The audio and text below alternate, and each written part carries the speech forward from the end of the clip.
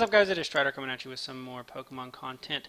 Today I just want to go over the last match I don't have yet up on the YouTube channel for week 2 of the PDL. This is the match versus JonJacksonSucks and what is his name? The Oklahoma City Thundurus. Let's see, currently going into this game, the Oklahoma City Thundurus were 0-1, and the JonJacksonSucks was 1-0.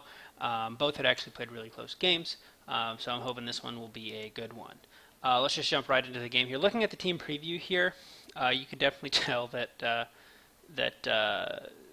Oklahoma City Thundurus are trying to abuse the rain, or the sun. I'm sorry. I mean, they have two other fire types other than Charizard, and then these two I'm assuming are chlorophyll sweepers.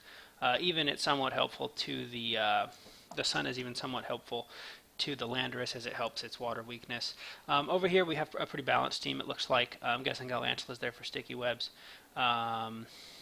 This guy is probably his rapid spinner, and I'm guessing just some offense. This guy might be, well, I guess Mew and Gliscor could be defensive, and then those are just the Absol and the Infernape for general offense. We'll see how the game plays out, though. Yeah, let's just go ahead. So we see the Galvantula lead here from JonJacksonSucks. The Oklahoma City Thundurus decide to lead with Landorus. This makes sense. I think he's going to lead a lot of times with Landorus simply because he gets like Stealth Rocks and U-turn off of him. He does go ahead and just go for the Stealth Rock. They basically are just trading hazards at this point. I will say that's actually interesting. Let's just pause it right there. I do want to say this is probably better to trace hazards for the JonJacksonSucks side, simply because due to the fact that he has a rapid spinner in the Tentacruel, and it does not look like Oklahoma City has any way of removing the hazard, so I would definitely say this is in favor of him. For some reason he goes for the Volt Switch. I don't know, maybe he expected him to switch out or something like that. I don't know. Maybe he thought that he would fear the hidden power ice or something, and so he'd get out, or I don't know. But he goes for the Volt Switch. Obviously, it doesn't do anything. He eats an Earthquake on the chin and is dead. So now he goes out into the Mew. I don't know at this point why he would go out into the Mew. Oh, he does have Ice Beam. Okay, that makes sense. And he gets the Freeze. Well, that is lucky.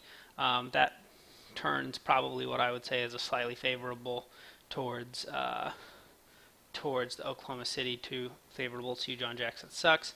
Okay, I don't know why he switches out here instead of just going for another Ice Beam. He definitely would have just killed it. Let's see what the Tentacruel wants to do here. He switches it out. Maybe he just wants to rapid spin these away, I guess, because this is kind of free. I suppose I can understand that logic. Nope. Well, let's see. So he switches out the Landorus, goes into Venusaur, and Tentacruel clicked. He clicked Scald. Okay. Well, that's not going to do a whole lot to a Venusaur. He resisted, of course. Tentacruel is, of course, faster right now, not only because it's faster naturally, but also with the speed drop. Even if this thing was like Scarfed, he'd still not outspeed it. So let's see. He goes for the Acid Spray, reduce that defense or special defense, and then he gets the Energy Ball off. I'm guessing Tentacruel's just going to keep clicking Acid Spray here. Oh, no, he goes for the Toxic Spikes. I don't really know if I agree with that, simply because there's a Victory Bell in the back, and then, of course, this thing can also eat him. Plus, both the Landorus and the Charizard don't actually care about the spikes. So, okay, so he does finally get rid of these rocks. Venusaur goes for an Energy Ball. Okay.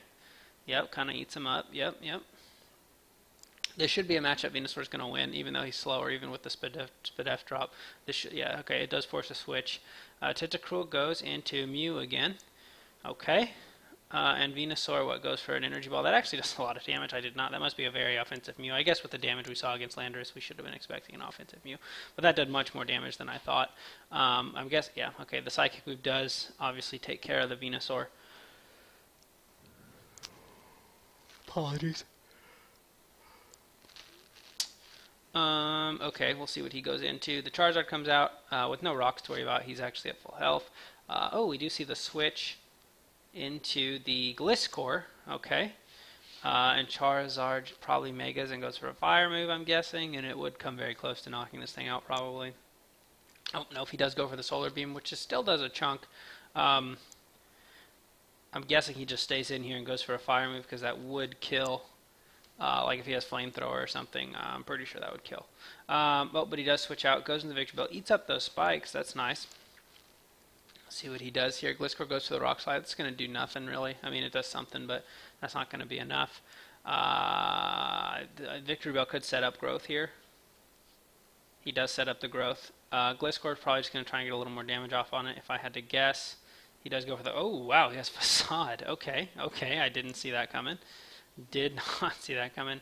Victory Bell should outspeed though with Chlorophyll and with the growth. Yeah, is easily able to knock out that Gliscor. Okay, this game's pretty even.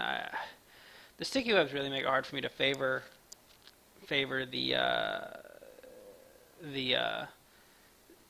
Oklahoma City at this point. But I think they have a decent chance. They're actually up on mods. They are a little bit up on momentum as well.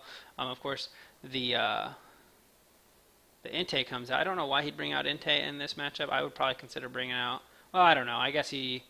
Okay, so he goes for the extreme speed. Does a lot of damage actually. Oh, and the rock slide does miss. That's big. That is a big miss. Of course, I mean, he did get a little hacks on his side. There's a 10% chance to freeze. So the Entei does go for another extreme speed and knocks out the Tentacruel. So it looks like he's taking life orb damage. He's doing a lot of damage right now. Yeah, this looks good on his end. This Entei is just putting in a lot of work here. I'm guessing we're just going to see another extreme speed. Almost like he's banded. I don't know why he doesn't just click like Sacred Fire. I don't know why he doesn't switch. If he clicks Sacred Fire there, that guy dies straight up. I think. Very close, at least.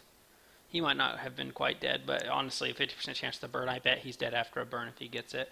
And man, so he did get the crit on the superpower, the Absol did, which is big. I mean, that definitely matters. Okay, and Entei is probably just going to click Extreme Speed one more time and die. He does click Extreme Speed one more time and does die, but he did put in a lot of work. What was that, 2 or 3 kills he got there? He killed the, well, I guess he just killed 2, but I mean, he did even put a chunk into Mew. But yeah, the Tentacruel plus the Absol he was able to take out, and he also did a good chunk to the Infernape there. Okay, so Victini here, probably just going to click V-Create. Nothing on his team lives through a V-Create. Well, I mean, he can't switch because the Infernape does not live through V-Create at this point. Even though he resists it, he just would not live. V-Create's too strong. So Victini's probably just going to keep clicking it for a while. And the Mew is trying to stall this out, but unfortunately it's not going to work out for him. He should probably just try to get damage off because he's just kind of... I guess he's kind of stalling the Spadef and Def drops, which is nice. So he does kill here. Okay, so now it's 3-on-1. I'd say he definitely has the advantage. The Oklahoma City Thundurus here. Now, if I'm actually the Thundurus, I switch right into Landorus here, and then I switch back into Victini, and then I switch back into Landorus, and just try to get like as much drops as I can, like attack drops. But he does not choose to switch. He stays in. Yeah, I would have just switched into Landorus, hopefully lived a hit, switched back into Victini, died, switched back into Landorus, let it die, and then switched into my Charizard, who probably cleans up this match. This is close, though. If he thaw... Oh, he does thaw, and probably he clicked Earthquake. Yeah, that is a dead Infernape. And that's actually a 2-0, but that's a very close 2-0. If Landorus doesn't unthaw there, or thaw there, then I'm pretty sure Infernape gets the kill easily with Rock Slide on the Charizard, even at -1. I'm pretty confident saying that. Yeah, that was a pretty good match, pretty close. It was a 2-0, but it was definitely it was about as close of a 2-0 as you can get. I guess there's also the chance he misses Rock Slide, so it wasn't guaranteed that he wins if he hits that, or if he doesn't unthaw there. Or thaw, I keep saying unthaw, but it's just thaw. He doesn't thaw there. So, yeah, I don't know. Good game. Pretty good game by both players. That actually puts both of them at 1-1 now, which is interesting. I like to see that. I like to see some parity. And then at the end then of 2 weeks of action, there's only 2 2-0 teams. A decent amount of 1-1 teams. Well, 2 1-1 teams, 2 0-1 teams because of buys, and 1-0-2 teams. So pretty even. Again, I think the league is fairly even so far. Yeah, that's it. Thanks for watching, guys. That is the last match of week 2. And I'll see you guys next. The next video I'll probably put out will either be the transaction video or the power rankings video. We'll see which one I get to first. Thanks for watching, guys, and have a good one.